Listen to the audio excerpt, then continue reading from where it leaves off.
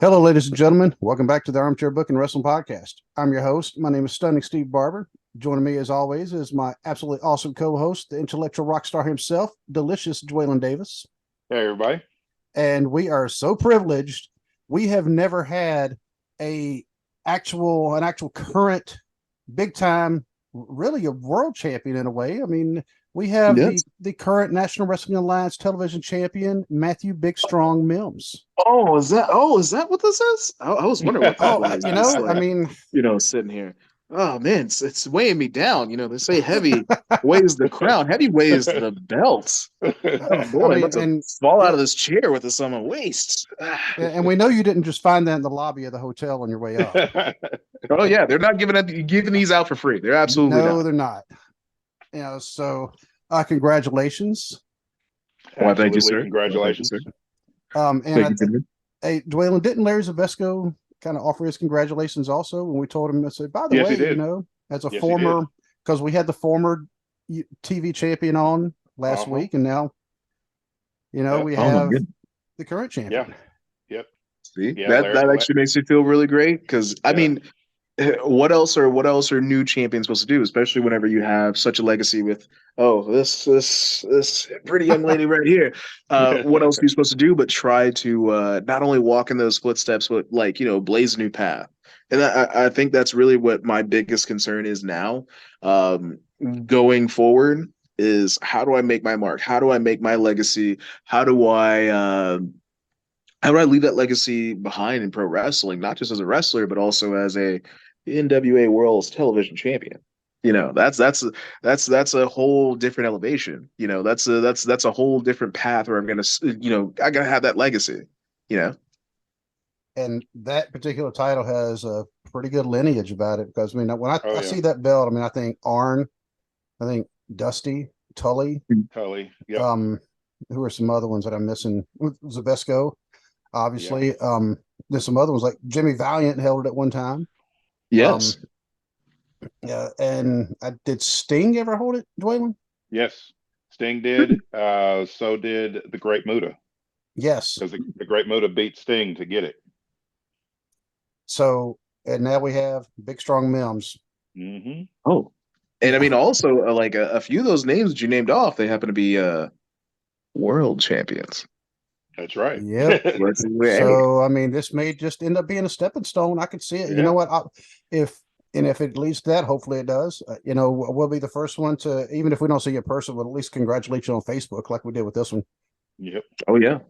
I Yeah, would but I would love to hear that. Congratulations. I'm looking forward to it. If anything, I'm very much enjoying my time as the NWA World's Television Champion.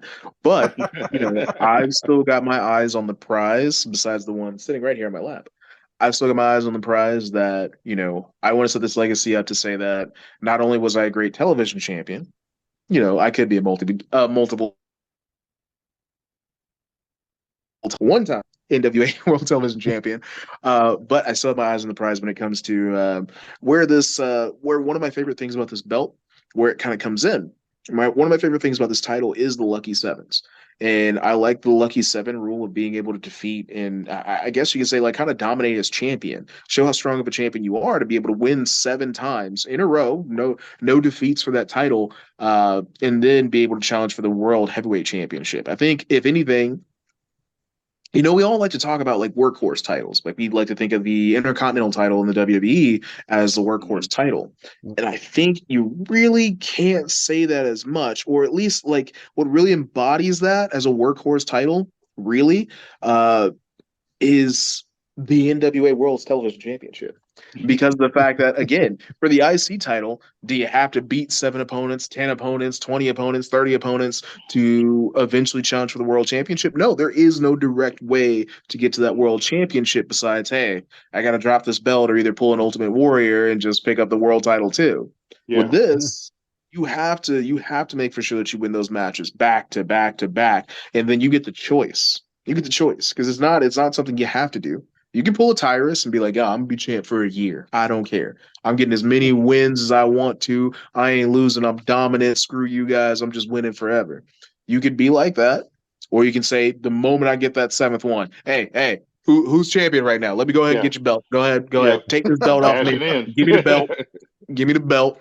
Yeah, and that's where you got that kind of duality, the duality of champions when it comes to the NWA television title between a Tom Latimer and a Tyrus. If I remember correctly, I think, don't quote me here because I don't want to be wrong, but I might just be wrong. I think they're the only two to actually activate that Lucky Seven. I mean, for now. For now. For now.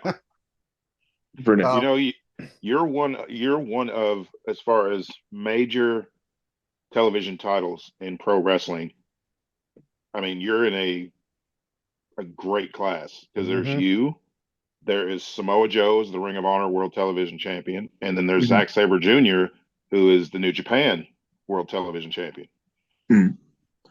So I'm very happy to be in that, and I like the fact that now we can include Max the Impaler in that. In That's saying right. that we are world television champions. I definitely I'm a fan of New Japan. I do love New Japan, but I think when it comes to television titles, typically the two that I think of are the NWA World Television Championship. But I also do think of the Ring of Honor World Television Championship. So it's definitely a high level of respect. If anything, for me, that title, funny enough, is actually synonymous with Jay Lethal, who was probably one of my. You know what? Screw it. He's my absolute favorite wrestler in ROH's history. That is my favorite guy to watch. He's absolutely incredible. I love his character. I was watching him at Ric Flair's last match, and boy, he was my favorite part of it. I think I'm a little bit biased because he's one of my favorite wrestlers. He's definitely in my top 10. So I was probably just a little bit biased. But again, he's I think hands down, he's probably the greatest Ring of Honor television champion. And that's no shade to Samoa Joe. That's just because there's such a high bar. Samoa Joe is definitely up there too. He's up there as a Ring of Honor world champion. You cannot speak about any of those titles without speaking about Samoa Joe. So it's just, again, a credit even more to Jay Lethal that he's able to outdo somebody who's had a legendary status with either of those belts in a Samoa Joe. So there, hey, this is good company. This is very good company. Not just with the NWA World Television Championship, but just with television championships in general. It's very good company. Yeah, because a lot of companies don't have a television title. I've always thought that WWE would benefit from a television title. Especially as much TV as they have, the TV champion could float between all three brands and, elevate the title, elevate new talent and things like that. But I'm very excited that you were able to win that title. Yeah, thank you. And if anything, I think you bring up a really good point. Something that I really haven't put thought to until literally right now. So we're getting a brainstorm rough idea here, nothing prepared for this. With that idea that WWE never had a television champion, I think that's something that because even Impact, I don't think they've ever really had a television champion either. If I remember correctly, I think he just got kind of. They did for a little while. Yeah, Booker T brought in the Legends Championship. Yeah. And then they used it for a while, and then they started calling it the television title, and then they started calling it the King of the Mountain title. So it was a TV title for just a little bit, but that must have been right where I leaped out, because I remember the Legends title coming in. I remember the King of the Mountain title, but I did remember them having a TV title, but that does kind of ring a bell. I mean, Booker T is one of my favorites. So, I mean, you can turn on anything Booker T. It doesn't matter what it is. That man could just be flipping pancakes in the middle of the ring. I'm going to watch it. Go on. 5 pancakes all at the same time. 5 times I'm flipping pancakes. And I could watch that all day because Booker T is one of my favorites. Actually, this is a weird thing. You guys are probably going to be the first podcast to ever hear me say this. But one of the reasons why I grew these old dreads out is actually an inspiration from Booker T himself. Wow. Yeah, and this was before my wrestling career started, because when I was a kid, the cool thing was, especially in rap music at the time in the 2000s, was getting braids. I wanted braids. Apparently, when I was a really, really small kid, my mom said that I had braids. I didn't really believe her until I saw she had an Identikid thing for me when I was 4 or 5 years old. That was the only picture of me I've ever had where I had braids, and I was like, "What? I can't do this now?" She was just like, "Yeah." You don't need to do all that. You can keep a short haircut. My grandpa was not in favor of me having braids. He was like, "What do you want to look like your sisters? Is that what you want to do?" Yeah. And my grandfather, he's an old military guy. So he was definitely giving me the military cut, little boosie fade, every other week. So there was no braids in my future. So I've never been somebody who's like, "Oh yeah, I need to have dreads. I need to have dreads." Even whenever they got popular. I was thinking about it, trying to come into my wrestling career, because the decision was made for me to do pro wrestling back in 2013. I think I may have went over that story with you guys before. But by the time I got started getting into the wrestling business, that was a little bit after it. I'd already started thinking like, okay, let me actually start doing more to prepare for it than just going to the gym all day and watching a ton of wrestling and watching podcasts and trying to read like wrestlers' autobiographies to see how they get started and to find my place in the world. I was like, okay, I can get a head start. I can grow my dreads out. I see how Booker T uses them. It's a great tool to use for storytelling. It's also, it just looks cool in general. I mean, you're gonna tell me Booker T isn't one of the coolest guys you've ever seen in the ring? Yeah. I mean, he does a hair flip. I mean, the ladies wish they had him. The fellas wish they were him. You know what I'm saying? Yeah. And so that's actually the main reason why I grew them out. Luckily, it just happened to be a hairstyle that really worked for me, because even if I was gonna look like ugly as sin with these with these with these little worms in my head, as my mom called them at the time, I was still gonna keep them, because I was like, okay, this is my this is kind of like my tribute to a Booker T, is having these dreads. It's kind of like how some of the things I do in pro wrestling has been kind of like tributes or homages to wrestlers of the past. With where I used to wear the armbands on my arms, I was supposed to be like it was more of a Ron Simmons thing, but like some people pointed out, that's what they're I like, was thinking hey, of. in that old gear, you kind of look like Ahmed Johnson. And I was just like, well, that feels disrespectful to Ron Simmons, because I know they had their little, like, they had their beef or whatnot. They did. Yep. So I was like, yeah, no, just Ron Simmons, brother, just Ron Simmons. Hold on. Don't have me out here accidentally disrespecting this man, because I'm trying to pay respect to so many other people. And then, I mean, even the running clothesline, that was supposed to be a Ron Simmons thing. The running flying clothesline that I do in my comeback, that's supposed to be a Ron Simmons thing. And then even the gear, it's a lot of homages here and there. And so, it's I think it feeds more into, when it comes to doing those homages, finding that place in wrestling, where I can take a legacy that somebody else has already built up and then build my own.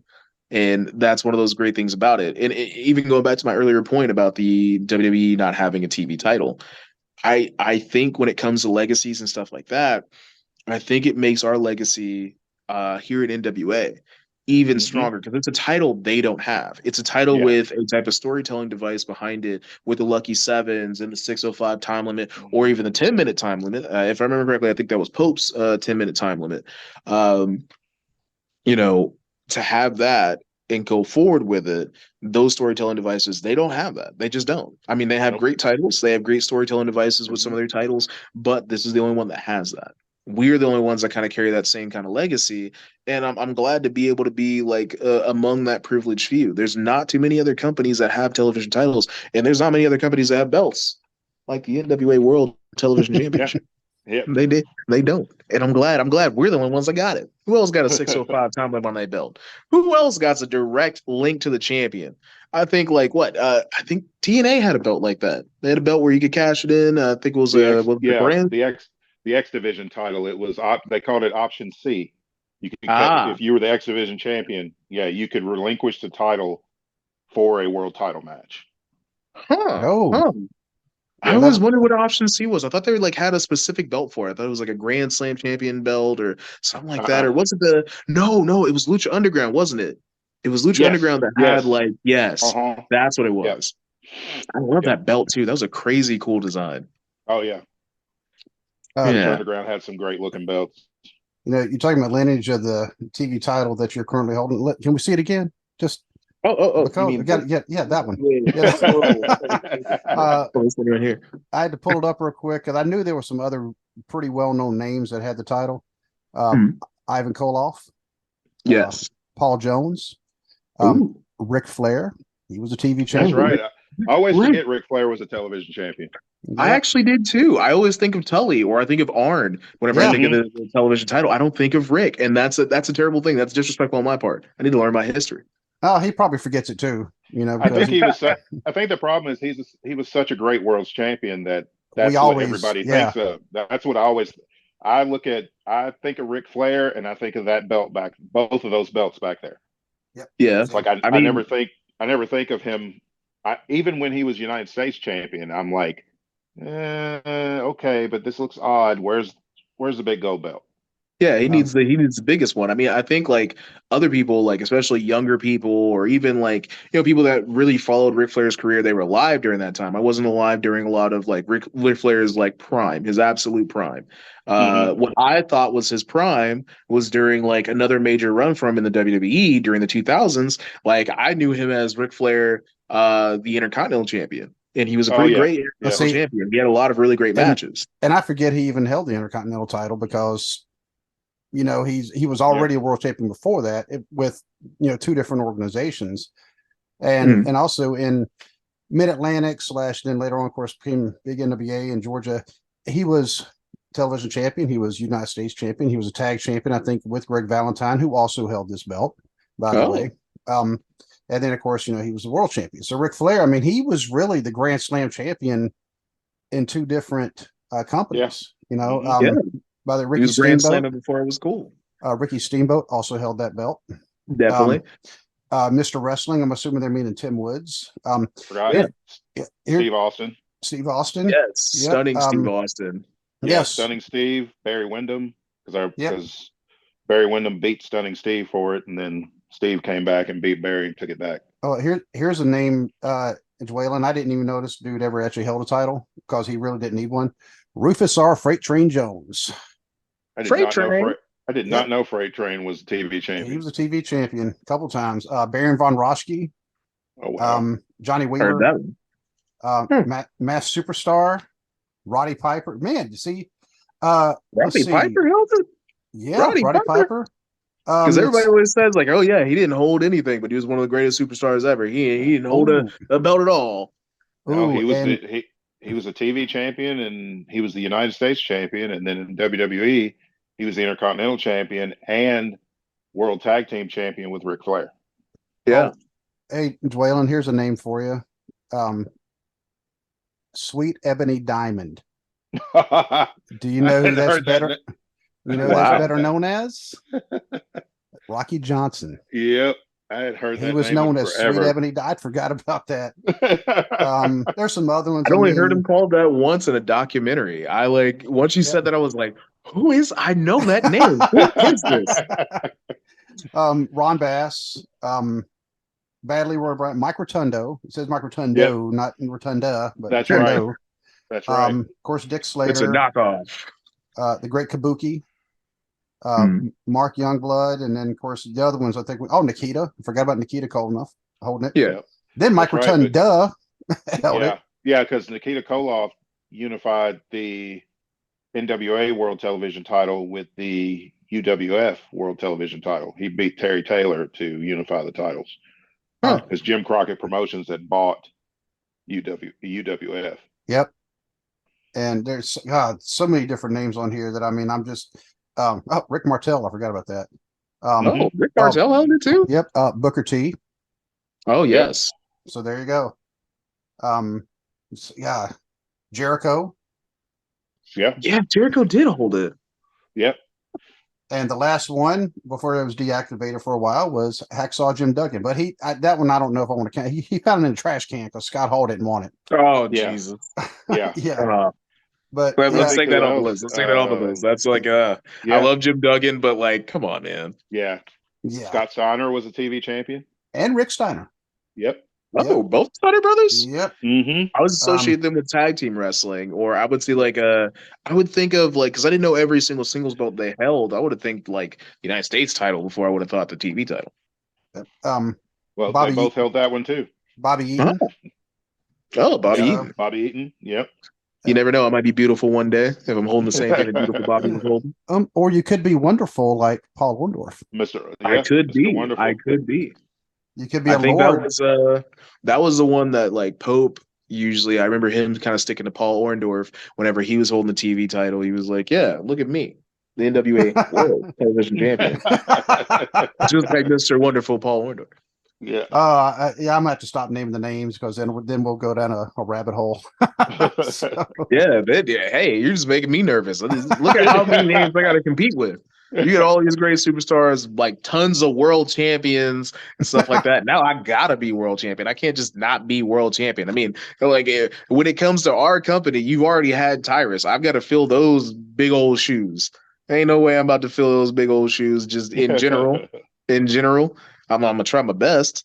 I'm gonna try my best, and you never know. Tom Latimer might do the same exact thing, and then here we are. Here we are again. Now the pressure's on me to do something that's like been done. I gotta be the triple play. I gotta be the third person to come up with the lucky seven. It's gotta happen in this era. It's gotta happen with my reign. I can't just have them both become world champions and me not do the same thing. Absolutely not. No, I'm not about to be that in between champion. I'm not gonna be the one that they're like, oh well, he got to 2. He got to 1. He got to 0. He got to 4. That was pretty cool. Nah, brother, I got to get all 7. Even if I don't win that title, I've definitely got to be in that race. I've got to be that guy. Yeah. So tomorrow night, big Yes. event for the NWA, for the National Wrestling Alliance up in Cleveland, where you are currently sitting in a hotel room. Yes, I am. Because tomorrow night is the pay-per-view, Samhain, which seeing it, you think it's pronounced Samhain, but being Sounds a metal, cooler. yeah. Sounds cooler to me. But, or you could just call it the band before Danzig. But I just figured I'd throw that in there, little reference. And the band after the Misfits. For those of you who don't know, look it up. I bet Billy knows. He probably knows the reference. But I'm sure. If anything, you'll see somebody from the Misfits soon. You'll see a little bit more of them. Oh, there we go. So tomorrow night, big event. Because I've been, I was watching NWA Power the other day, and they're all talking about it. In fact, they were actually discussing how it's actually pronounced. And I was like, yeah, I've heard Samhain, whatever. It's going to be a big event. And I didn't actually see your name. I'm assuming you have a match. I really hope you have a match because you should have a match. You are the world TV champion. I mean, I hope I have a match. Again, like you said, I am the NWA World's Television Champion. But actually, let me go ahead and advertise this match for us because the graphic is out there. I found out about this match just about a week ago. It is actually going to be a very incredible match. It is an ultimate hardcore team war. It's like a Devil's Dance thing, I think was what they kind of threw in with that. But it's going to be my first hardcore match ever. And then also on top of that, it's the first match in a little while. It's going to be the first match where Magnum Muscle is back together. We can say the boys are back in town. They're riding high again. Yes, exactly, Dak Draper. Thank you. He knows. He's excited for it. But yeah, also one of the things that I think like this needs to get even more coverage for it is that I think there's never been a kind of situation where you have a TV champ versus a TV champ. And then also we're crossing the line. It's the men's NWA World Television Champion versus the women's NWA World Television Champion, and we're going head to head. It's our teams versus each other. And so you've got your champions, you got your big strong champions, you got me, you got Maxie and Perry on the other side, and then we also have our giants, our big tough scary giants, and a Dak Draper. He's my giant. He's going to be my giant anytime because Dak's got my back. We know how this works. And then you got Judas, the monster, Judas on the other side is their giant. And then we have our dynamic duos in here. On their side, they have Magic Inc. with Magic Jake Dumas and Cody. And Cody's this is the thing about Cody. Him coming together with Magic Jake has unlocked a darker side to this guy. Because I remember what he looked like before him when he first came in. And now seeing him hooked up with Jake and hooked up with CJ, this is unleashing a more aggressive, a darker, more dangerous side of Cody than I've ever seen. And, hey, it's all welcome in a match just like this. They are both perfect for it. All three of them are perfect for it. And then on our side, we got Gags the Gimp and Sal the Pal. Like they actually just came from the miserably faithful. Don't let me mess that up. Let me not put any disrespect on Father James Mitchell before he puts a curse on me. I don't want him to put a curse on me. But he's familiar with that team already. He's familiar with how my guys operate. And that's actually something that has me kind of looking over my shoulder when it comes to this match, because how do Sal and Gags play into this whenever they're former teammates? Mm-hmm. The former manager, or I guess you could say summoner, if we're gonna act like these guys are as demonic as they seem, and James Mitchell is on the other team coaching them along the way. How are they going to interact on our team? Are they going to stay a part of our team? What do we do there? But then we have some new faces. One not so new on my team, and I think that's one of our big advantages there. And then their very new face. They have Alex Misery. And Alex, he's a nice young man. He just has a couple of scary interests. He's a death-defying daredevil, and I'm definitely looking forward to seeing what he can do. Because I mean, hey, why not increase the competition whenever we can? Because I mean, this is pro wrestling, and you can only get better through the phrase I like to say. What was it that we always say? Iron sharpens iron. And I mean, by all means, we got to test that metal, even though it's spelled differently. But I'm making a pun here. Just follow me here. We're testing the metal in the ring of young Alex. It's his first opportunity. It's going to be his NWA debut, and he's going to get a pretty stacked team on our side. But also in our slot for another young man, we have Koa. And Koa, if you guys haven't recently seen his match with Tom Latimer, you need to go see that match. He took an insane amount of punishment, and the man is still up and ready to go. If anything, he took that kind of punishment in the match, and then he's coming back and saying, you know what? I don't just want another regular match. I want to be a part of this ultimate team war. I want to go into a hardcore match, and I want to test my mettle there. I want to be on the big, strong team. I want to be with the big, strong champ. I want to do big, strong things with this big, strong team. And be big and strong. That's what we're talking about here. And so I'm excited to see Koa come out there and do his thing, and he's got his girl on his side. That makes it kind of even up for us because they've got CJ on the other side. You never know what CJ could do. CJ, this is the thing. Some people may not know. Just like Koa's young lady, she can definitely throw down in the ring. They both have some skills in that ring, and they have skills outside the ring. And luckily for us, luckily for any other young ladies in the NWA, they're just managing right now. But the moment they decide to step in the ring, I think there's a few people that might be in a little bit of trouble. And I'm glad I'm not in their division. I don't have to figure that out. I just got to worry about these big ugly dudes. That's all I got to wrestle. I ain't got to wrestle them. And I think my final point about this fantastic match where we have TV champ versus TV champ in my first ever hardcore match is definitely not the first hardcore match for almost anybody else in this ever. I'm the only newbie here. I think another great point to make about it is something that's actually pretty funny. I think I was on a podcast just a few days beforehand. I was saying how much, you know what? I don't want to face Maxie and Paler. I think if I have to, then my title might be in trouble. And then what do? I feel like William Patrick Corgan himself was listening, just like he's probably gonna listen to this podcast. And he'd be like, "Oh, I wonder what Mims is saying." Yeah, he's probably gonna be like, "Oh, that is a good idea. We should put Mims up against Maxie and Paler. That sounds like a great idea. Let's really give him a hard time as TV champion. Let's make everything tough. Let's go ahead and just have him jump in there with Max. Okay, whatever. You know what? Hey, we over here. I'm trying to be one of the greats when it comes to being an NWA World Television Champion. So how am I going to do that without facing another great NWA World Television Champion? How else am I going to do that? So this is a big test for me.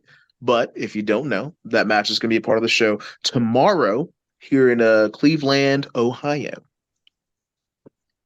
So go during the day, go to the Rock and Roll Hall of Fame, and then tomorrow night, go check out Samhain. National Wrestling Alliance put on. Thank you, Billy Corgan, for helping arrange that. And I just want to say one thing to Billy Corgan. If you're listening, this is actually nothing to do with wrestling. Your chord that you like to use, that D suspended fourth over an F sharp, I actually wrote a song and actually put that in there and refer to it as the Smashing Pumpkins chord. But that's another story for another day. So speaking of Billy Corgan, he arranged the TV deal with the CW network. Yes. I am extremely excited about that, because that means we actually get to watch yourself and a lot of your peers who aren't the NWA World Television Champion, but they're not. They only you are, but we get to see you on TV. And how stoked were you when you heard about this deal?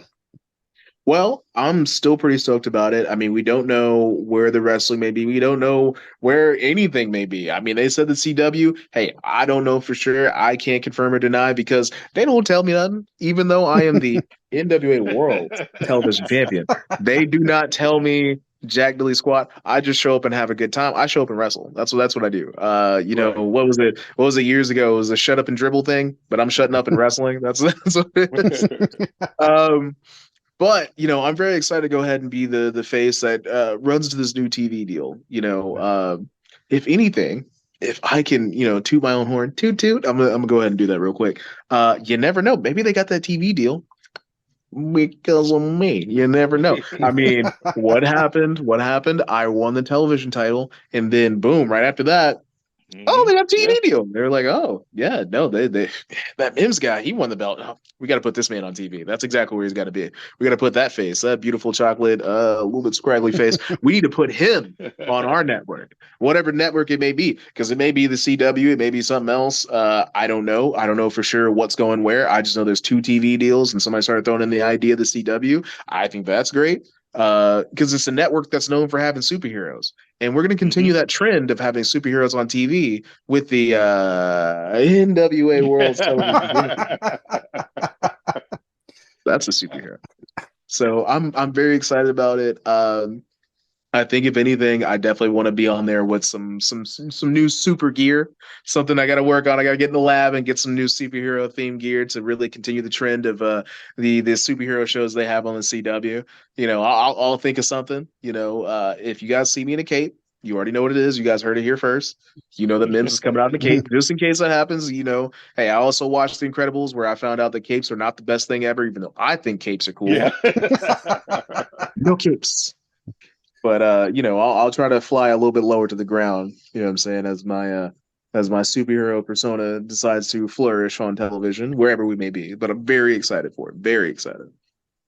I have a feeling I know which superhero Dwaylen would vote for you to represent. Oh, what's that? Who's that superhero? I know you got it. You got to have something there you could just pull up. Oh, I did. Oh, I have it right there. But well, actually, oh. Normally I would say Batman, but this time I would say okay. Black Panther. Oh, Black Panther. Yeah. All right. That might be able to be done. I mean, then again, I don't want to intrude on any MVP territory. I very much respect that man, Montavious Montrell Porter. Yeah. I hope I got the middle name right because everybody remembers the first name and the last name. Yeah, I can't. We got to get the very part in there. Most valuable player. That's what it was. Yeah. See, I would usually say Batman, but since we're trying to do the no capes, because no capes. No capes. So. We know what happens with capes. So I think Black Panther would be. I mean, you never know. I could be the T'Chaka with a cape. I could be T'Chaka with a cape. Or was it T'Challa that did that? Because I know it was like a very old comic costume. The only reason why I know it is because just like every other good boy growing up, I played Marvel Ultimate Alliance. So yep. Yeah, when Black Panther when it first came out in the comics, he had a cape. Yep. And then I could have a short little black cape. Yep.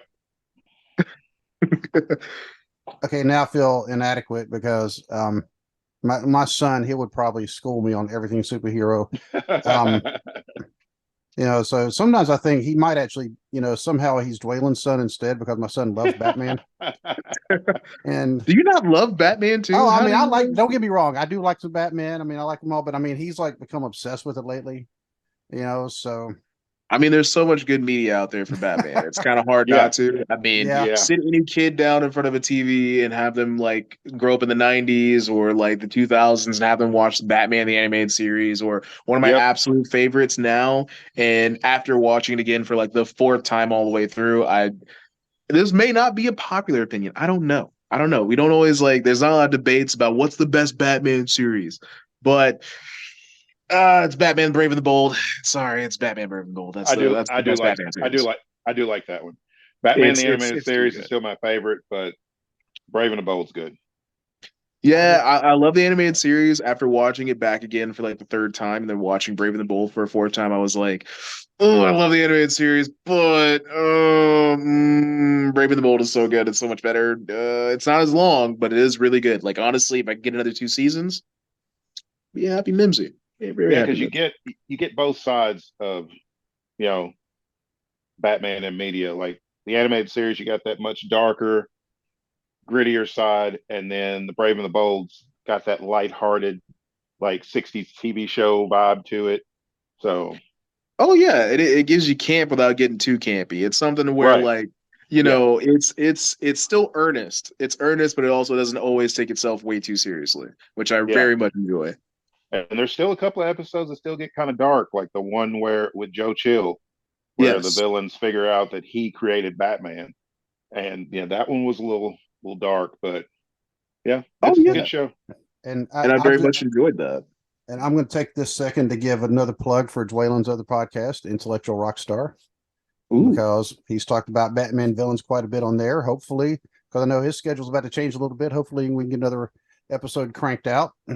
Yep, I'm gonna try to do that. Actually, I'm gonna try to do that this weekend because yeah, our food truck is slowed down because the weather's getting colder, and so we're doing some other things. So my schedule's kind of leveling out. So I'm trying to get some more of the intellectual rockstar podcast stuff done. Yep, definitely Well, got to check that out. if you don't want to do the podcast way too much and you want to get busy again, I mean, you know exactly how to take this food truck to the moon whenever it comes to the colder seasons. That's turned into a soup and hot cocoa truck. That's all we are. We're a soup truck. We're Ooh. a hot cocoa Yeah, truck. That's all we do. yeah. Yeah. I'm sure there's plenty of people that be walking up to the truck. I'm not much of a soup guy. When I do have soup, I absolutely love it. And especially during that colder weather or like a rainy day, you get some tomato soup and some grilled cheese. Hmm. Brother, I'm out like a light. I'm out like a light. That's the perfect meal for any rainy day. Doesn't matter what weather it is. Doesn't matter if it's hot or cold rain. As long as it's rain, give me the tomato soup and the grilled cheese. All right, you're making me hungry. I'm gonna have to go pause and go make myself a grilled Like, cheese and with some soup. But I'll hold off for now. I'm fat enough already. So, um, uh, so, um, wow, I done forgot what I was going to ask next because you got me thinking about soup. Um, and Dwaylen, your turn for a question, man. I feel like I'm hogging up all the time. just my question, like, how was it when you heard that 3 count and you heard them announce you as the champion? It was unreal. Honestly, like it feels like a dream that I never woke up from. Hmm. And I'm happy about that. Like uh, it, you never know how you're gonna feel until it actually happens, and it's something Right. that like even the first time I was the number one contender for the world television title. Oh, I'm sorry, the NWA World Television Championship. The first time I was number one contender for it, I had all these scenarios in my head, and I was like, "Oh, I'm gonna do my pose like this." That was around the time like I first started getting the pose together and really started to build more elements to who I am and how my presentation works whenever I'm in the ring. And I was like, "Yeah, I'm gonna do this. I'm gonna hold the title this way. I'm gonna look that way. Oh, it's gonna be so great. I'm so excited for it." And as we got closer and closer, I still had all those ideas in my head, but I realized something obviously after I lost and after recovering from the concussion. I clearly wasn't ready for it yet. It was finding a point where I'd truly be ready for it. And Hmm. before that match happened with Zicky, I felt ready. I've been feeling ready for a little while, and as I've told anybody who'll listen, I feel like the person who really got me ready for that was my better half in Magnum Muscle, the most Magnum. I like to call him that. He doesn't call himself that. I think he's still calling himself Mile High Magnum. But the most Magnum, Dak Draper. He really got me prepared for this through our time as a tag team together. He got me to the point where I felt like I was ready to challenge for this again.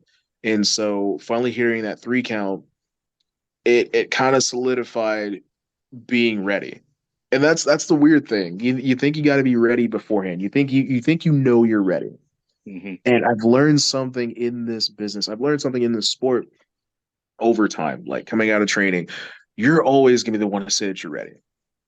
And I've learned that it can't be up to me to think that I'm ready. Because every time I thought I was ready, I get smacked in the nose. I get kicked right in the face and get told, "Hey, no, you're not ready, big dog. You think you are. You're Hmm. not." You're not. It's like compliments. You can't compliment yourself because then you seem like a butthole or whatever. You seem too into yourself. You got to let other people compliment Yeah. you.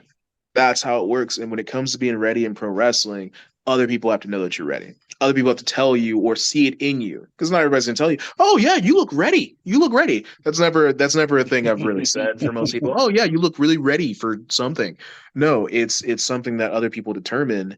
And at the time, I didn't know if I was ready. The first thing that was going to be in my head was obviously failure. I mean, I've already failed a few times at becoming NWA World Television Champion. I failed a few times at it. So, that's in the back of my head. So I'm questioning myself if I'm really ready. And I think it didn't become real that I was actually ready until it really happened. And that's how it felt for a lot of points in my life. I mean, when it came to my first match with the NWA, coming in there and getting my butt whooped, I didn't know I was ready to have that opportunity in the first place, and I was ready to get that opportunity. I was ready to get that lesson, to come in there and find out that it's not just about being there; it's about belonging when you're there. Because anybody this is in no way, shape, or form a slight on the NWA. Anybody can get up and wrestle. Almost anybody can be in the NWA, but can you belong there? Can you do more than just hop in the ring with, your E-Lucha gear on? That's what I had on at the time, some E-Lucha gear. A lot of other wrestlers have definitely had on the indies. It's one thing to hop in there and be like, you know what, I want to play wrestler today. And then have somebody else who does not play wrestler tell you, and not just tell you, show you that playing wrestler is not how it works in the NWA. You don't play wrestler. If you try to play wrestler, you try to hop up in here and think this is a game, you're going to get thrown out just as soon as you get in there. And that's exactly what happened in that match. So it was at the time I was ready to be there, but I wasn't ready to belong. I wasn't ready to prove my point that I deserved to be here just yet. So it was very cathartic to finally hear that 3 count and know, not only was I ready, actually ready and able to execute, but I have proved without a shadow of a doubt from day one, I finally proved the point that I actually belong. I'm not just walking in there and saying, hey, I want to play wrestler. Oh, no, I'm the real deal. And what really says that more than anything else, and more than me just yapping about it, is what is it? What do they call it again? The NWA World Television Championship. And I think that finally proves my point. This, dang it, I keep forgetting what it's the NWA World Television Championship. This proves without a shadow of a doubt that not only am I somebody who is ready to be here, ready to be on an upper level, ready to move up, ready to upgrade, but also it says that I belong more than anything else. It says that the idea of me being a world champion, because technically I already am, since I am the NWA World Television Champion. It's not just saying that. I have the ability to say and not have a lot of doubters, not have a lot of haters, not have a lot of people come up and be like, yeah, hey, hold up, big dog. I don't know what you're talking about. You ain't really done nothing yet. I have the ability to go out and say I can be world heavyweight champion. I can say that I can be any type of champion that I want to be because I've earned it. I finally earned it now. I finally can say that out loud. And everybody would agree with me when saying, no, you are ready. You are ready. It's the first time I can really say it and understand it to be true. So it was one of the greatest feelings in the world. You know, it's almost like, when you're sitting there in an argument, you're like, yeah, I know what I'm talking about. I'm right. I'm right. I'm right. And then everybody's telling you you're wrong. And then finally you I don't know, you go to Google and you just pull up the receipts. You're like, oh, are you sure about that? Because this right here says that I'm right. It says that I'm right. So it's kind of finally happened that moment. And honestly, it was one of the greatest highs I've ever had in pro wrestling. It's something that's comparable to my very first match of all time. That feeling of coming out the curtain for the first time, I felt that again. It was awesome. incredible. After that match was over, I was definitely the one crying like a big old baby. They caught that on camera. It was definitely a moment worth crying for, and I'd do it again every day of my life if I could. If I could wake up and be NWA World's Television Champion. Oh, I'm sorry, NWA World Television Champion all over again, and have that moment happen every day, I'd be in heaven. If some people don't think about it. What's your Groundhog Day moment? Like, what's your Groundhog Day? That's the day. Let me do that every single day. I'll never get tired of it. And with the long lineage, I mean, you're adding to it, because I think, for me personally, I think whoever the current champion is, they would have to be more or less the better one, because you're the one currently holding it. That means everybody else, well, that you had to have dropped it at some point. Exactly. So that means, theoretically, you're better than all of them. I actually never looked at it that way. That's actually a pretty good way to think about it. Hey, who's the best world champion? The guy holding the belt. Guy on the belt. Yep, exactly. Yeah. Now, granted, the Renegade also held that belt. I just wanted to kind of throw that in there. His name was also on the list, and I was like, all right, y'all had to throw one in there that, may he rest in peace. So we'll also say that. Yeah. But Lex Luger also held it as well. That's true. And Diamond Dallas Page. Mm-hmm. Oh, I didn't know DDP held it. Yep. That's pretty cool. Yep. So was he the Diamond Stud at that point? No, that was Scott Hall. Yeah, Diamond Stud was Scott Hall. I'm sorry. No, he was managing Scott Hall, wasn't he? Yep. Yes. Ah, there we go. The Diamond Exchange. Yep. The Diamond Exchange. Because he had Scott Hall. Didn't he have Vinny Vegas? Yes. Was he part of that? Yes. Yep. Vinny Vegas. I love that name. I love that name. I wish I wish there was somebody that could really make it work, because it's a really cool name, Vinny Vegas. I love that.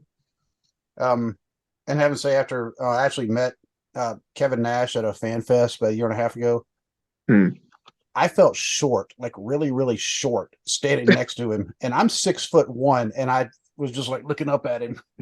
So, hey, Shredder, hey, Super Shredder, Jesus. Yeah, exactly. Yeah. I had a picture taken with him, Buff Bagwell, and this was just a few days after we interviewed Buff Bagwell on the show, and Scott Steiner.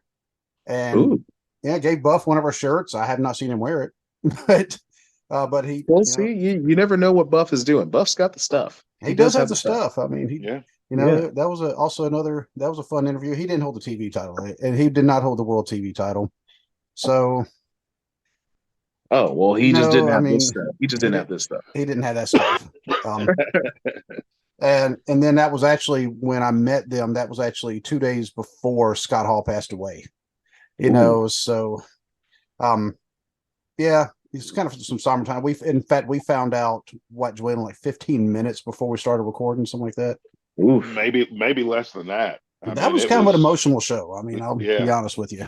Yeah, it definitely would have been for me. I mean, it was a very emotional. It was a very emotional weekend, because I think we had Crockett Cup 2022 like right after that happened. Oh, so I think it was like that same week, or either just like if it wasn't the same week, it was possibly like 2 weeks after, and so there's a lot of people still emotional about it at the time. Oh, so, I have another question for you. I guess it's multiple questions, sort of, because former host of the show, Kyle.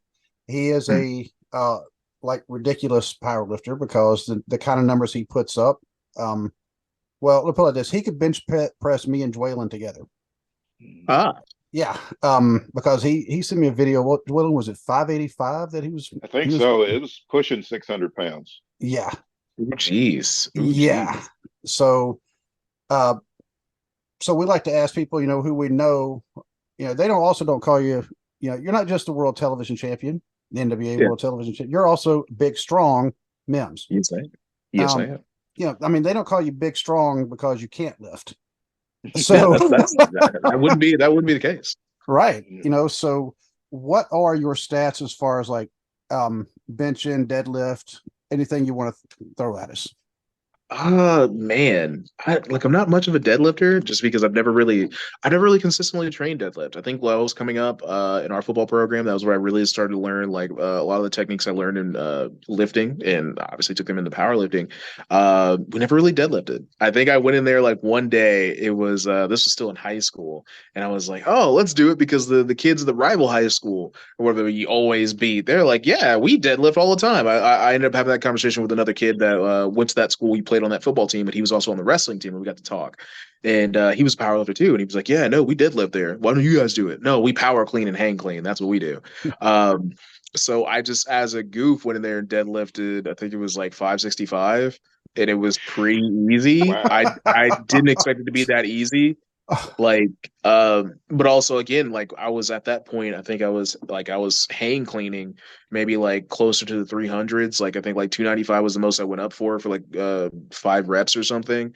For hang clean, which was pretty good. I think for power cleans, I was at like 315 for a power clean. So having like a 565 deadlift isn't like it's something that's too far off, you know. I think for my squats, the highest I've ever done in competition, because I like to just go by like the competition numbers, just because that's where it really counts and you do your best techniques. Even though that's the way I like to train now after I stopped doing competitions. I think it was like 555 was the highest I've done in a competition for squats, which I definitely want to get that way back up. Um, and it's just going back into training powerlifting. With pro wrestling, powerlifting training is definitely going to take a lot out of you. I think if I had a bit more time, if I like took some time off from wrestling, I'd really go back in that powerlifting training, take a good 8 months and try to get myself out of the 500s when it comes to squat. But when it comes to my bench press, that's the thing that I'm not proud about. That I'm like, I should be so much better at this than I am. 455 is the most I've done in competition. And I feel so terrible about that number because I'm like, oh, that number is so old. The same thing with the squat. The number is so old. I should be doing so much more. Like my endurance is definitely better now. So like I could probably do more reps of my old maxes. But like man, I'm like, oh, I should be benching in like the 600s or 700s. I should be squatting like the 800s and 900s at this point. Um But like those are kind of my like totals for that. Like at least the ones that like I could say they're the absolute highest. Besides like I don't know, like my leg press. If people care about that, I don't think people care about leg press so much. They're more worried about like the deadlift. But I think the highest I've ever done, the highest I've been able to get on an actual machine before, because that's usually been my limitation when it came to leg press, was about like I think once we like kind of jerry rigged it, like using some resistance bands. I think it was 1840 Wow. for leg press. And I can only get it like 2 times. I was gonna go for that third, but I was like, yeah, don't let me end up like one of those bad videos on the internet. I'm like, yeah, no, Yeah. two is Yeah. two is my limit. I don't Yeah. I don't want to be able to kiss my feet without moving my neck, you know. Yeah, I'm not trying to suck my own toes that way. Let's not Yeah. do that. Ooh. So, and Um, that was definitely some serious ego lifting. That was like, oh, all the boys are around. Hey, let's load up as much as we can. We'll have people sit on it too. Yeah, no, terrible um, idea. yeah, because Kyle, he actually does powerlifting competitions, and I know he's won some in, I think West Virginia. Mhm. Yeah, he lives in Maryland, but he does some competitions in West Virginia, and you see him. I mean, he's just jacked, But that was, I Yeah. mean, his goal. I mean, he has a lot of powerlifting goals, and I figured, you know what, I would ask you what yours was. Like I said, and he sent the video doing the 585, and he could Mhm. explain it better than I can. I mean, because I basically call it like like micro tuning because he had a trainer like hold a board, so he could Yes. only go down so far before he had to push it back up, which Mhm. it's a little bit different. So you can't bounce it off your chest. I mean, he had a part, and it's like, so it adds more resistance. So that's why I like calling it like the micro tuning, Oh yeah. So Actually, I never really got to train like the board presses, but I know exactly what they're trained for. Sometimes I'll just do it without a board and like do it the hard way. That's how I oh, like to so put it. Is you're like trying to stop like halfway. yeah, I would do pause reps. That's what Ooh. I used to do, which is Oh like wow. it was definitely something that was nowhere near any type of like actual exercise science. I was like, I'm gonna use some bro science on this. Plus, I don't have a board to put on my chest. I'm just gonna go ahead and put it in my dead zone. That's what I like to call it. Like I used to just call it dead zone training. So I would train my bench press dead zone, which is usually from like right on your chest to just a little bit above it to where it feels like you have the least amount of power. So I would just go ahead and drop right into the middle of the dead zone, stop there for about a good like 2 seconds, and then press off. And I was like, okay, this is where I'm never going to get stuck. And so it did work quite a bit. I didn't really have any competitions where I got stuck. The biggest thing for me was just, when I wasn't training that was making for sure I didn't bounce off my chest. I think that was like one of my biggest flaws at the time was just like I was definitely a chest bouncer. I think the first time I went over 400 pounds, I was like a chest bouncer. I was like, yeah, this feels great. And then somebody told me like, hey, you should probably not bounce it off your chest. I don't think you really got it. And me Hmm. Mm. being a very smart young man. I was like, I'll show you, and try to do it without bouncing off my chest, and I could not. I promptly went down to my 385, and I shut up. The most I ever benched, I think it was around 235, and at the time I weighed like 220. So I was just happy I wanted to bench over my body weight. I got it. Yeah. I'm all right. I'm It's the most good. important thing. Yeah, I just wanted to bench my body weight. I benched 200 when I weighed 200, and it was like, okay, I'm done. Yep, show's over. That's all I needed. Yep. I've accomplished it. Yeah, exactly. Yes, and I was still in the Air Force at the time, so I was having trouble with the run, probably because I smoked at the time. But I was always focusing on cardio. And I did bench because we also do push-ups, but my weak spot was the cardio. So, but I worked with some guys who were benching like 300-400 pounds, and I'm like, good for you. I will clap all day long for you. That's not going to be. It feels great. It feels great. Oh, I like can imagine. once you start lifting heavier and heavier, you're like, oh, now I'm addicted to the pump. Now I gotta keep doing this. I gotta keep pushing heavy stuff around. And I'm pretty sure the first time I'd go to bounce it off my chest, they probably had to take me to the hospital because it wouldn't actually bounce. It would just kind of stay there. So, dang it. I had another question. Joylin, your turn. I keep forgetting. I'm getting old. You know that.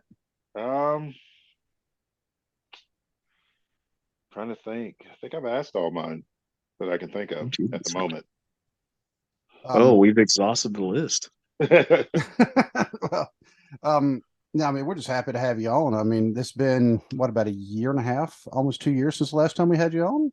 I think. Yeah, a difference a year makes, or almost 2 years makes. Yeah, because you know what, 2 years ago you weren't the NWA World Television Champion. Oh, you're correct. I did not have the NWA World Television Champion. Yeah. And it's like one of the few belts that I like better with a red strap instead of a black strap. Mm-hmm. Yeah, I actually really like the red strap. It's very different. It actually doesn't make it look bad at all. If anything, like there's not too many other belts I'd be like, yeah, put a red strap on it. Let's see how it looks. Yeah, because it's like the Raw tag team titles. I hate those. I don't like the SmackDown belts either. The only belts that I like that had a different color scheme was the classic Intercontinental title with the white strap. Yes. Your World's Television title, and then the NWA World Tag Team titles when Tully and Arn had them, and they had the blue strap. Ooh, fancy. And you know what? On the NWA Power, I did see the current NWA Tag Team Champions. They had what looked like the old classic belts, like the ones like the Rock and Roll Express and Midnight Express held. Oh, yeah. Back in they did. Yep. That nice silver looking thing. I'm like, yes, I like those. And I really wish you had the United States title up under National Wrestling Alliance again instead of it being with WWE. That's because I'm a traditionalist. I'm a old school. I like, it just, and I know I'm not saying anything about the current U.S. champion, the ones who've been in WWE, but to me, it's always an NWA belt. Mm-hmm. Yeah, I could definitely see that. If anything, like you never know if it could possibly get brought back, but then again, there's a really good relationship between like Billy and then also the WWE right now. So I think maybe it's something that might just be off the table just as a respect thing to be like, you know what? We'll try to have our own belts. We'll try to do our own thing and make sure we're not stepping on any toes here. So I could see that. I could see it coming back. That seems like a great idea to me. And honestly, I would love it. If I remember correctly, and I may be getting this wrong, my probably favorite match of all time at this point would actually be Stunning Steve Austin versus Ricky Steamboat. If I remember correctly, I think that was over the U.S. title. Yeah. So that's one of my absolute favorites. And so, like, of course, I would want that title back in the NWA. By all means, I'd want to win that title. You know what I'm saying? And I could be like, oh yeah, my absolute favorite match. Actually, I have that belt from that absolutely favorite match of mine. Yeah, look at me. So, it's obviously anything is possible. Look at what we're doing right now. There's so many things that are possible that are happening for us right now that a lot of people thought wouldn't happen. So you never know. And that would be kind of cool. So now I'm just thinking about all these different, scenarios, all the different champions that could be punching together. Plus, Triple H, Paul Levesque, he is a metalhead. We know that. Yeah. So and I know Special Pumpkins aren't metal necessarily, but they're pretty close. And I'm pretty sure, that he and Billy Corgan would probably get along. Oh yeah, if not already. I mean, I'm sure they've met before. I think I was watching Billy's interview that he did with Kurt Angle pretty recently, which was fantastic. If you haven't seen it, definitely go see it. And he talked about how he met like a lot of the WWF wrestlers at the time. So I know I have a good feeling that him and Triple H have had words at some point and been able to touch base. And so, I mean, you never know. I think he had mentioned how like WWE was in talks with the NWA, just trying to check out what we were doing once we started running the show. And so you never know. Maybe that competition, that not competition, that conversation between him and WWE was mainly just a conversation between Billy Corgan and Triple H. You never know. Yeah. And I know what I was thinking. You could be like Matt Cardona and just have like a whole bunch of belts on each arm. Be the belt collector. Yeah. Yep. Oh yeah. Well, the most important belt is right over here, the NWA World Television Championship. That's the first place we're starting if we're going to be doing any belt collecting around here. See, I mean, like I said, I have those 2 belts. Yeah. Plus, I brought this up actually on the show Monday. I have my own. Mm-hmm. This was one of the belts because Dwaylen has his bucket list of belts, and this is Mm-hmm. this was the next one on my bucket list, and I was finally able to get myself one. I don't know how many autographs I'll be able to get on it, unfortunately, because that title, in fact, this belt, the belt itself, just to show a little bit of my knowledge of wrestling history, because I remember when it happened. Avalanche Buzz Tyler was the last person to actually hold this particular belt. Mm-hmm. Him and Dusty got into a disagreement about contract, and so Avalanche Buzz Tyler left with the belt. And he was like, "I'm not, you're not getting it back." And I just remember him showing up on a car lot commercial for a. I remember you were telling me about that. Yeah, it was a car company out of somewhere in South Carolina. Because I was living in North Carolina at the time, we could still get the South Carolina TV stations. All of a sudden, he shows up, and they said he was the Mid-Atlantic champion. He's carrying the belt, and then so they didn't really talk about it on TV. They just had a tournament. We're having a tournament for the Mid-Atlantic champion, and I want to say Crusher Khrushchev won it, and then he turned around and got beat by Sam Houston, who I do believe whose daughter is actually wrestling in the NWA now. Oh, really? That would be one Samantha Starr. Oh, is that who that is? Yeah, my goodness. I had no idea. Yeah, she's Baby Doll's Nicola Roberts. She's her daughter, and with Sam Houston. Oh, that is a surprise to me. You didn't know that? Who never knew? I'm just kidding. I'm kidding. Okay. You think I didn't know? Like, no, me and Samantha Starr are cool. Like, if anything, I met Baby Doll around Crockett Cup time whenever she was here, when she made an on-camera appearance with us.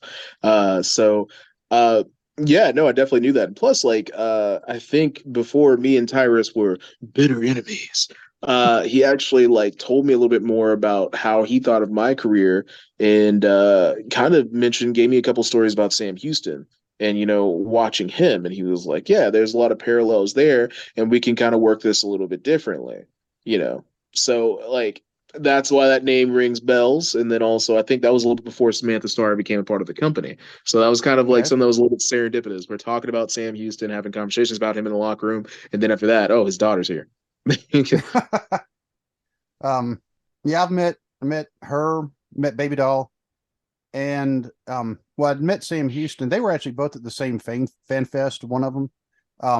And the funny thing was, it was like Baby Doll's at like in one corner, right, kind of adjacent to her was Jake the Snake Roberts, of course, who's Sam Houston's brother. Sam Houston was all the way at the other end. Now, see, that's the thing. I did not know that Sam Houston was Jake Roberts' brother. I didn't know it till a few years ago. How about you, Dwaylen? Yeah, it was just a few years ago when I found that out.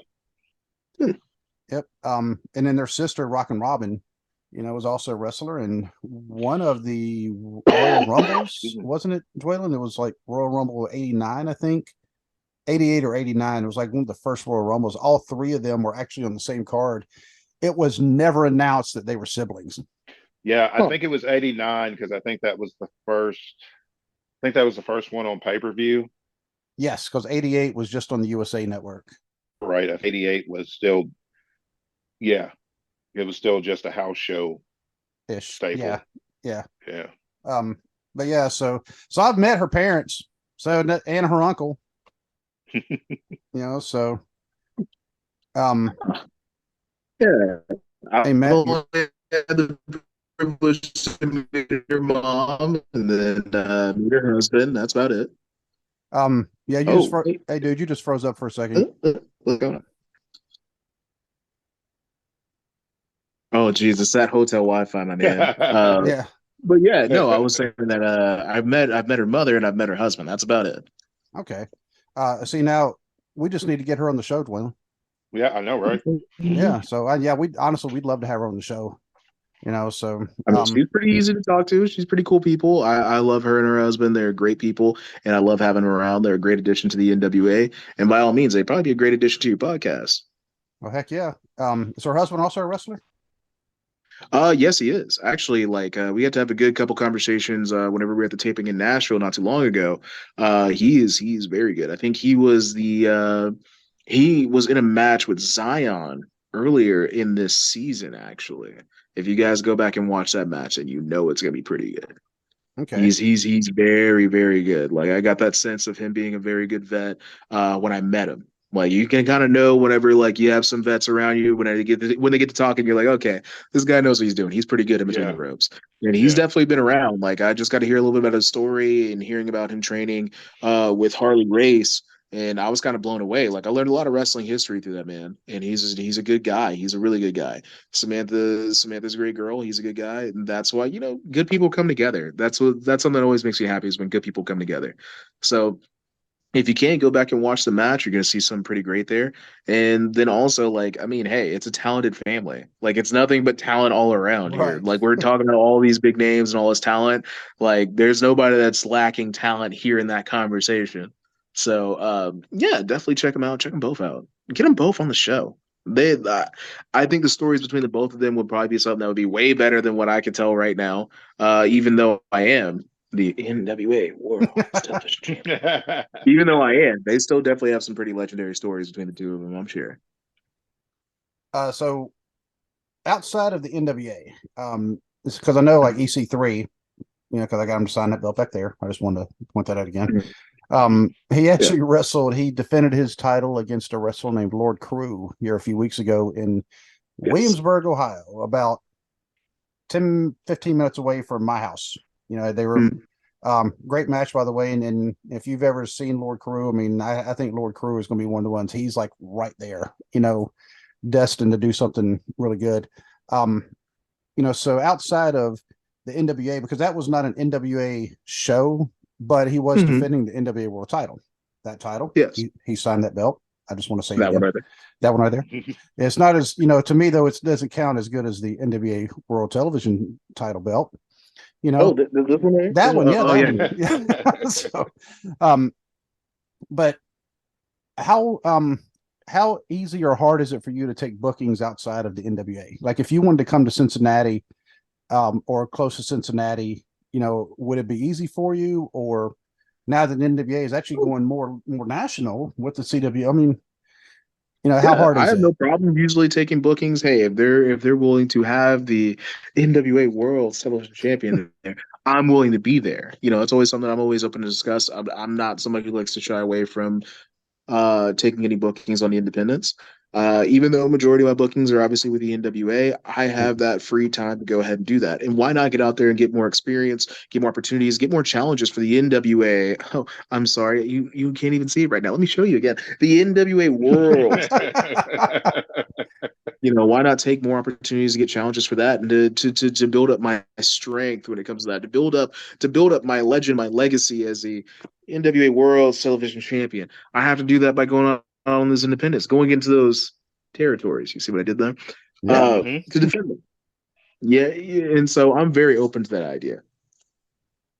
And I know some other people, Dwaylen. I'm gonna give you some shout outs right now because I mean we normally try to give some shout outs to some of our podcast brethren, like Ted the Hillbilly Hill.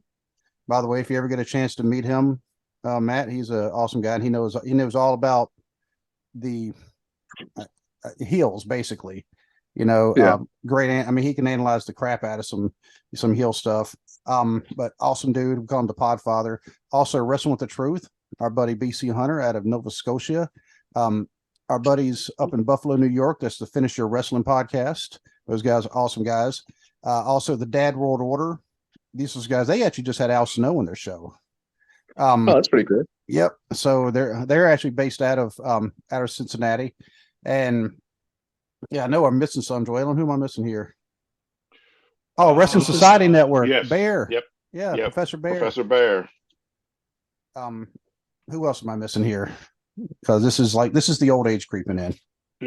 Oh, it's okay. Old age is just like being old is just a state of mind. It's just a state of mind. I keep telling my dad all the time. You're 59 years young until you decide that you're old. Oh, there you go. Yep. That makes sense. So do you have anything outside the NWA coming up, or are you just strictly NWA scheduled right now, I should say? Right now, none but NWA. But hey, there's always more opportunities for the NWA World Television Champion to get out there and defend that belt. Yeah. So, hey, I'm always open to more bookings. I'm always open to more opportunities, like I said before. But right now, the schedule is just strictly NWA. That's not a restriction. That's just how things are. That's how things are. Dwaylen, do you have anything else? No, not right now. As always, it's been a pleasure talking to you. Again, congratulations on winning the NWA World's Television title. Oh, that thing right there? Yeah. That one right there. Yep, that one. Yeah, Matthew, thank you. Matthew, Matt, Big Strong, Mims. Yes, all of it. Yeah, all those. But the most important thing right now is the NWA World's Television Champion. Exactly. Thank you so much for returning to the show, because we were very privileged. And told Dwayne, I was like, well, you know what? Now that he has got this prestigious title, I don't know if he'll come to talk to us common folk anymore. So Talk to the commoners. Say, hey, remember us? Yeah, but yeah, of course. If anything, if you've learned anything from this interview, you see that your NWA World Television Champion, magnanimous, very gregarious. Yes, I'm that guy. I'm that dude. I'm that man. And see, I'm gonna start calling you King Mims and yes, like King Booker. King. You know what? I King would love to do Booker. that. We need to have a tournament, a King of the Ring or something, so I can start doing that. I want to do the King Mims thing, my own version of King Booker, and just take it to its zenith if I can. I already got the dreads for it. I can do the pinky thing. I've got like extendo pinkies. You got to do the big I can stronger find Rooney. a crown somewhere. Yeah. The big stronger Rooney. I'm the big strong king.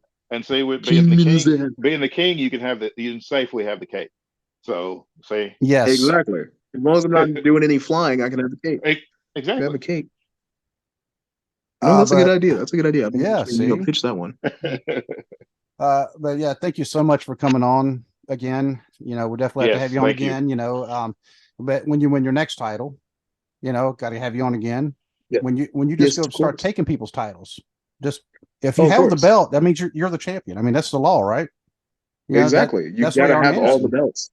That's what Arn Anderson explained it. That's what Arn did when he took the belt from Dusty. He's like, possession is 9/10 of the law, and who's in possession of the belt? He's like me. So I'm the TV champion. Yeah, exactly. So, and just like you guys said before, the greatest champion is the one who's currently holding the belt. Exactly. And I'm sorry, it says you're champion on paper, but do you have the belt though? You are the champion. So but yeah, definitely got to have you on again. Good luck tomorrow night. I really hope also the pay-per-view in general, Samhain, I hope it goes tremendously well, because it's nice to have, it's nice to have the NWA back, leading the way again, because I know they've also struck the deal with Exodus Pro Wrestling up in Cleveland. I'd love to see the territories come back. Dwayne and I, we've actually talked about this on multiple occasions. I'd love to see that. So good luck tomorrow night. Good luck in fact, your entire title reign. Hopefully it lasts a long time. And we hope to see you on TV whenever it starts up. I'm going to be right there watching, going, there he is. Yep. Yeah, there's the guy right there. So, but until we can talk again, my friend, you just got to say good night and God bless. God bless. Thank you, sir. You guys have a good one.